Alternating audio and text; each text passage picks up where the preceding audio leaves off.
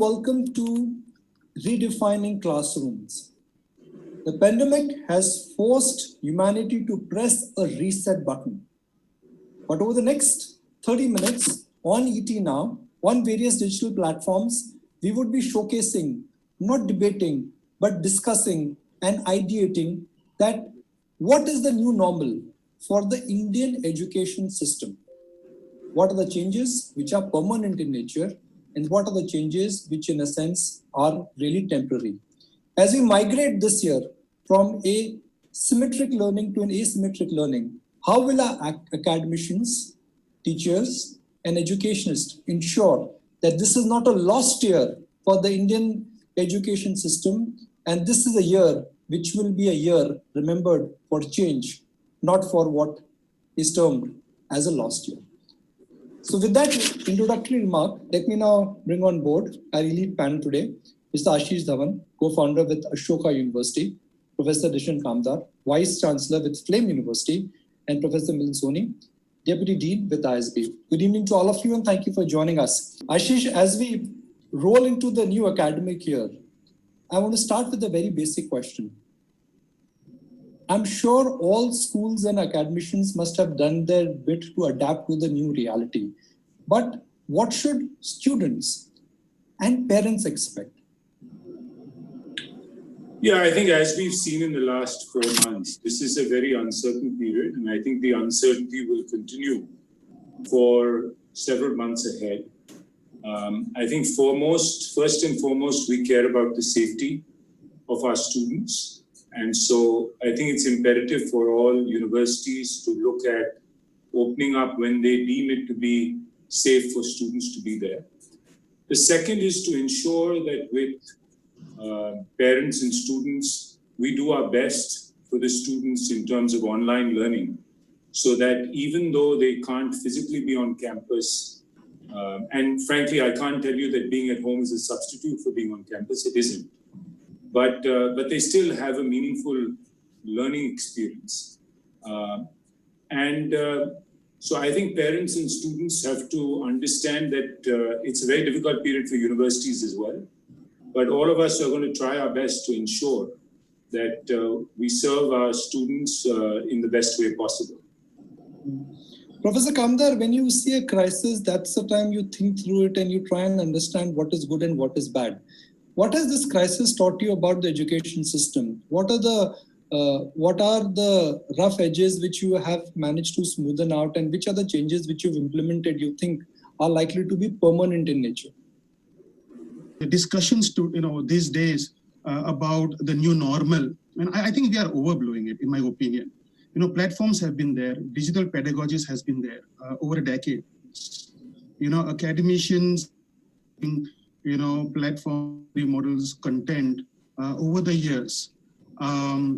This pandemic, shouldn't be conceived as a hastily discovered phenomena, right? After a aftermath of a crisis, this whole digital movement we are talking about. But what it has done is to force faculty and students to get out of their comfort zone, to try new platforms, to embrace online content, which has been slow over the past couple of years, right? So now, we are getting out of comfort zones. Students are getting out of their comfort zones, so are our faculty, and now they've realized that, hey, you know what? This is not a bad deal after all. So, in terms of moving forward, I think we will see more acceptance from the faculty fraternity in embracing a lot of this digital content in delivery of our programs, which was long due, by the way, right? So we'll see. So what will be permanent is a blended version of education delivery, right? We will be moving from 100%, in-person driven education system to a blended version. But how much of online content we will be embracing in our programs is a function of whether it is a post-grad or an undergrad program. Professor Soni, college campus is osmosis of meeting people, creativity, networking, and also some degree of discipline which really needs to be adapted and followed. Online learning, do you think this year may be remembered not as a year of change, but a year of experiment, and not all experiments go right? So let me kind of, answer that question in two parts, right? So the first part, I do agree with, what Dishan kind of hinted at when he was talking about the fact that online learning and digital learning has been there and has been there for quite some time now. And that's a permanent feature. So what unfortunately COVID may have done for us is accelerated the process of adapting, to that. You're right that one of the things about campuses and students coming on campus is this entire benefit of peer interaction, face-to-face interaction, the communities that they build, right? So we've got to figure out how can we replicate some of that in the virtual world, in the digital world, and that experience may be unique to this year because I don't think we've figured that out, or technology has ushered us into that era that we can make that a seamless effort. So yes, in that sense, this is a unique year of experimentation, and this is learning both for the students and us. And more importantly, because when the students came in, and particularly for institutions like ours, where we have a very short duration, a 1-year program, they came in on the promise of being on campus and getting that campus experience along with the in-class learning. And that has been disrupted. I mean, they're not getting that. So there is an expectation mismatch. So in that sense, this is unique for all those reasons. But I don't think this is going away. I do believe that this unbundling of learning in the classroom and the use of technology, digital or otherwise, is going to only come in with a bigger force. Ashish, what differentiates Ashoka University from others is the ethos, the faculty, the courses, and the whole development focus on social IQ and EQ both. Now, in today's digital education, how will these basic needs of a student be fulfilled? And if the migration has to happen this year, and if it has to normalize next year, what would you tell to students who are actually learning and they will have a fill in the blank in their education or in their life now? Yeah, so I think, as we said earlier, an undergraduate education is so much more than just the classroom experience. It's about, being away from home for the first time. It's about, staying up at 2 a.m. in your hostel room and chatting with your friends about something you discussed in the classroom, or just about life, building friendships that are lifelong friendships. And it's being pushed in terms of your thinking in the classroom during your discussion, critical thinking, things like that. Students will miss out on some of it. And so I don't think we should look at just replicating the offline experience online. I think we have to reimagine this year, or parts of it. We are still hoping to open up at some point. We've made an announcement that come mid-October, we hope to get students back on campus. So we'll be online for part of the semester. And then we'll hopefully have camp. This assumes that, we are riding the curve on a downward trajectory.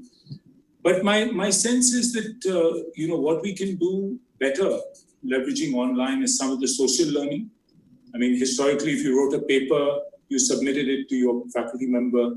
Now you could actually make it available on a digital platform to your peers. And so much more social learning can start to happen, in the moment. Some elements of pedagogy will start to change. And I think there's this false dichotomy between online and offline. When you go back to undergraduate being largely a physical experience, professors will naturally inculcate some online into their teaching. It'll change the teaching learning experience to some extent in terms of more inductive pedagogy or more active learning being built into the learning, or flipped classroom. Already at Ashoka, a lot of students read, come to the classroom, and the classroom time is spent more of a discussion, which builds your critical thinking skills, communication skills. You can do that quite effectively, leveraging some online tools. So I think some of that digital muscle is getting built. It'll get integrated into the offline, so much so that we'll have a richer teaching learning experience eventually for undergraduates. And I completely agree. It's not just the masters. I think top universities should be thinking of the opportunity for a 60-year curriculum. So we should look to see how we can serve some high school students and offer them more challenging courses or get them exposed to college life, particularly those who can. We can serve other college students beyond our boundary walls, but then also adults, young professionals, and later in life, maybe when you're retired, you want to get exposed to Indian philosophy, you want to listen to music, and we can offer you courses on that dimension as well. So I think leading universities around the world are going to look at this aspect of a 60-year curriculum beyond their boundary walls. And there's the opportunity, if you have the brand, to be able to do that. And that's exciting in the online world. Professor Kamdar, I'm going to throw in perhaps what is the need of the hour, and which is that what kind of communication do you think we are getting from the administration and from the government? Because there seems to be a flip-flop. Policies are changing and policies are evolving. But somewhere, as a Vice Chancellor of FLAME, do you think there needs to be clarity and crystal clarity which needs to come at least from the government, both at the state level and the central level? Issues like screen time, school curriculum, start and stop date, very little clarity keeps on coming. Yes. And there's been a flip-flop as well. And, we are all edgy, waiting for directives from the government. So I'm part of a forum, a Vice Chancellor's Forum. And indeed, this is the topic that we keep, discussing, whereby, regulation by the state government as well, right? And UGC, they keep changing like a pendulum, on a month-on-month basis, and probably these are unprecedented times. And part of me feels that, look, I do empathize with the inability to give clarity because the context is very uncertain today. But at the same time, we are responsible as institutions to provide the clarity to parents and our students as well, right? Timely information is key right now. So what we have done at FLAME is we have decided to start our academic calendar on 1st of September. And we've decided to move online, right? Because the directives basically revolves around when you can start in-person classes, right? So, and there's no clarity as now. Professor Soini, do you think this year the divide between the have and the have-nots, largely because of technology and availability, is just going to become bigger? I mean, education should not be divided, but unfortunately this year will divide the availability and education for all. So actually, I think that because of technology and because of digitization, I think the field is far more level now, and accessibility is far more, right, for people to come and get educated, particularly in the postgraduate and adult education space itself, right? So in that sense, I think, if you look at things like what Khan Academy have done, or some of these other online asynchronous learning platforms, right? I believe that education has become more accessible. Now you do require some investment. So you still need to own a device that you can log on, and you still need bandwidth, and you need those like a computer or some electronic equipment to get on and receive the lesson. But in my mind, actually, there is far more democratization that is happening in the educational space because of digital learning. Ashish, crisis always helps us to innovate. Apart from technology, what are the innovations do you think this crisis will actually trigger or will automatically start in the education system? Yeah, so I would say at the school level, maybe I'll start there and then I'll come to higher ed. I think at the school level, because I run a foundation where we work with the government system, I think there's much greater engagement between teachers and parents than ever before. And there's the thought which never entered people's minds even, that can we impact learning in the home? And we know household effects matter more than school effects when you look at research. And nobody ever thought of impacting household effects. So I think that's interesting. I think in school education, blended teacher training is here to stay going forward at scale, because in the government system, you can't do it physically, this cascade model that they have just breaks down. The transmission losses are way too high. So we'll have things like that will happen very, very differently. I think as far as higher ed is concerned, I think the higher ed model is fairly stable and well established. I mean, are there opportunities to think about doing things differently? I mean, it's not just technology. I mean, I'll give you an example. The fact that there's a backlash against Chinese PhD students in America, does that create an opportunity for Indian universities to partner more strongly with American universities or other universities, joint PhD programs, things like that? That's not tech related, but it's related to, the crisis and particularly the geopolitics that's going on right now. So there may be things like that, but the core model of higher education at a top university, I think already works. And, as I said, there'll be some changes in the teaching learning process. There's opportunities in terms of how you structure postgrad or this 60-year curriculum. But the fundamental core in terms of recruiting great faculty being at the core of what you do and giving them the academic freedom is very much.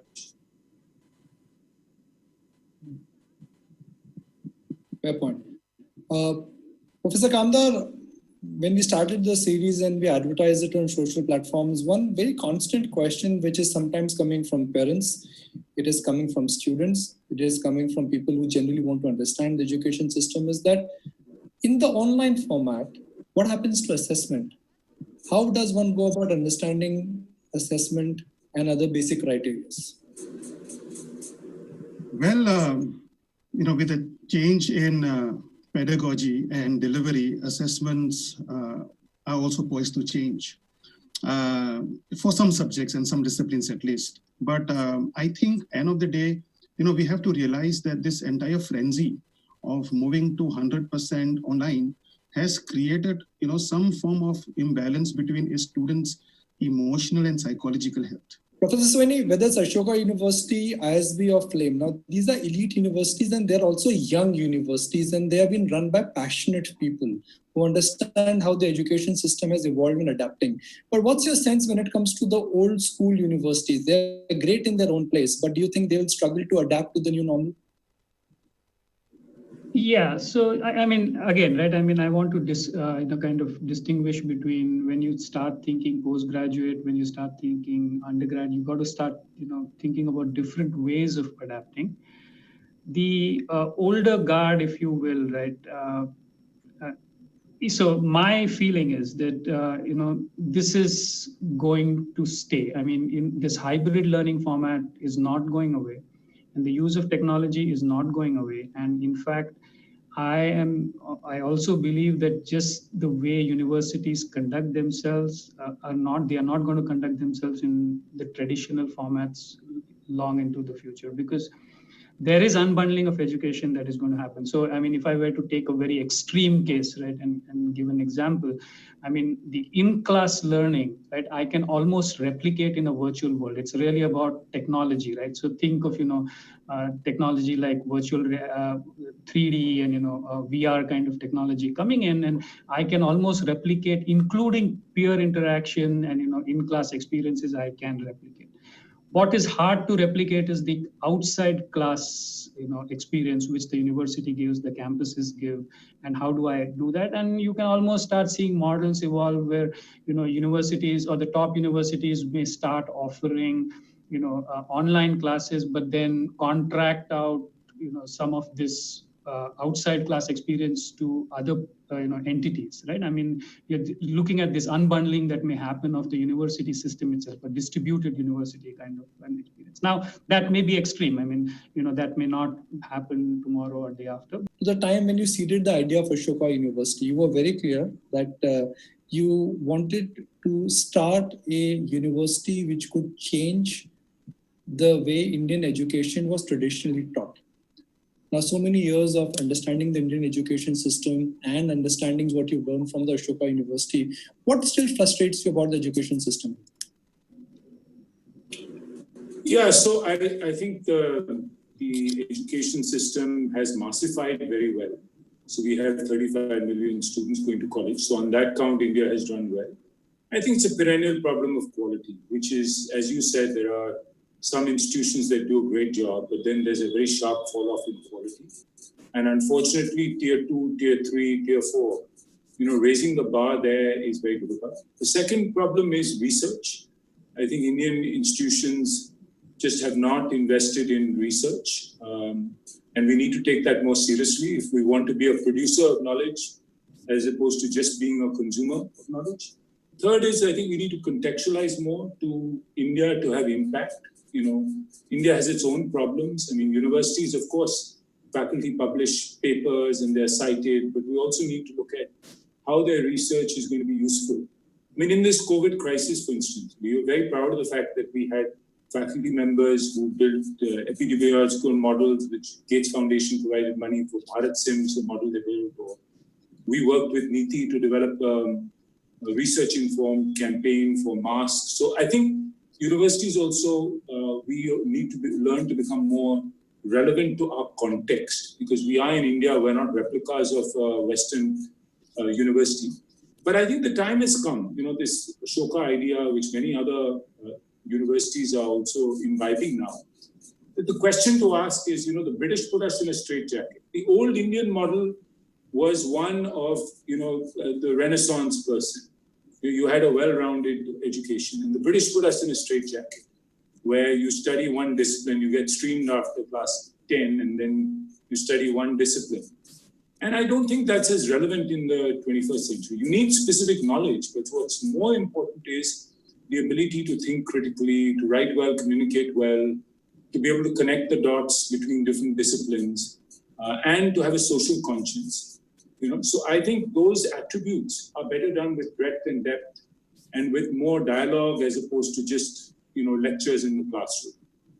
That's a great point. Professor Kamdar, a question which again I've been asked again on a lot of social media, perhaps coming from the student fraternity, is that how seriously they should take online education, not offered by universities, but offered on various platforms, and what would be the relevance of that in today's competitive job market?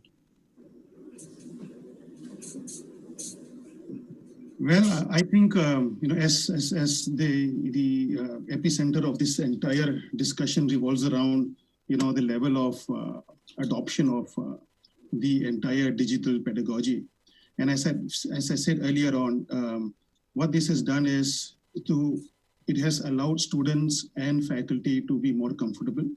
There will be more adoption, but to what extent? I think it depends on whether you are in undergrad or postgrad education. I'll tell you why. If you look at the post-graduation space, in the past, if you ask any recruiter, what is that first thing that you will be looking out for when you're hiring someone? And they would say, I want deep functional expertise. I want someone with deep functional expertise, followed by a critical thinker, followed by someone who can, so there are 5, attributes typically, right? So I want someone, so deep functional expertise would be the first parameter, followed by, you being critical, being a critical thinker, being able to innovate, being able to work in teams, being a good communicator, and so on and so forth, right? Thanks to automation, thanks to digital transformation, thanks to outsourcing, today when you ask a CXO, what is the first thing you'll be looking out for? The shift has been towards skills now. Right, so now you want knowledge plus skills, right? So the first thing now the entire pyramid has been inverted. So I'm just going to get one closing comment from Professor Sweeney, and then we'll wrap up the show. Professor, I'm just going to take a leaf from what I've experienced as a student. Every year the new academic year started, the principal, the vice chancellor, or the dean or the deputy dean had a message for the students. What was your message this year to the students of ISB? How did the speech start? How did the speech end? And what was different about this year's speech? Right. So this year was, as you know, was a special year, right? Because when we were admitting students and when we got them on board, none of this crisis was on the horizon. And then by the time they were ready to come on board, in fact, the crisis hit us in the last term of the previous batch, and we had to, get our students off campus in a hurry. Literally in 2 or 3 days, we had to evacuate campus. And we were just reeling of that, right? So the message was, was clear, right? See, this was something that nobody anticipated and nobody even understood the impact, right? So people were very risk averse, and naturally, I mean, students were started thinking, should I even join? Should I even come on board? Should I defer? Should I, maybe, not even worry about leaving my job and continue with my job, and all kinds of things, going through their mind as they were deciding whether to join the program or not, right? And we actually were very sympathetic to their side, because I mean, this is something that nobody knew. I mean, and the whole world was going on. It wasn't like, see, typically crises are not correlated in this fashion, right? That you don't see everything going down simultaneously. There is always some other option available to you. Here, it looked like there were just no options. So and you had to stick with what you had in hand. So the message what we were telling students is that you have, I mean, unfortunate that you have to make decisions, but it is far better to make a decision and go through it rather than worrying about what is going to happen 3 years or 5 years down the line. Because, and in particularly in this kind of a crisis where even doing that kind of an analysis is not possible, because you just are taking it one day at a time, literally. I mean, your decisions are one day at a time. So we told them that think of this as a way of creating this opportunity for yourself. Take a bold step. We will help you, overcome this to the best we can. Whether it is online or TV show, well, all habits don't change, which is that when I'm nearing the time limit, I always say that I need to take a break and I need to wrap the show. So I think we're nearing the time limit right now for this show. But thank you very much, all three of you. Stay safe. We've had a fascinating 360-degree chat on where the Indian education system is doing and how individual universities are really preparing to make this year not a gap year, but a year of change. Thank you very much. Thank you. Thank you.